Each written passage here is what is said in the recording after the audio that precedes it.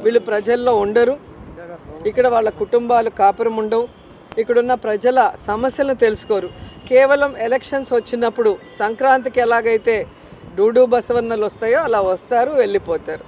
కాబట్టి ప్రజలకు తెలుసు మొదటి నుంచి ప్రజల్లో ఉంటుంది ఎవరు, ప్రజల సమస్యల కోసం పోరాడింది ఎవరు, అధికారంలోకి వచ్చాక ఆ సమస్యల్ని దూరం చేసి వారికి ఇచ్చిన ప్రతి వాగ్దానాన్ని నెరవేరుస్తూ రాష్ట్రాన్ని అభివృద్ధి చేస్తూ ప్రజలకు కూడా సంతోషాలను అందించింది వైఎస్ఆర్ గారు, జగన్ గారు మాత్రమే. కాబట్టి ఈరోజు ఎవరో వచ్చి ఏదో చెప్తే జనాలు నమ్మటానికి పిచ్చోళ్ళు కాదు. ఇప్పుడు సంక్రాంతికి వస్తారు, వచ్చి మళ్ళీ వెళ్ళిపోతారు. అలాంటి వాళ్ళల్లో వీళ్ళు కూడా ఒకరని నేను అనుకుంటున్నా. ఎందుకంటే నాన్ లోకల్ పొలిటీషియన్స్, వీళ్ళు ప్రజల్లో ఉండరు, ఇక్కడ వాళ్ళ కుటుంబాలు కాపురం ఉండవు, ఇక్కడున్న ప్రజల సమస్యలను తెలుసుకోరు. కేవలం ఎలక్షన్స్ వచ్చినప్పుడు సంక్రాంతికి ఎలాగైతే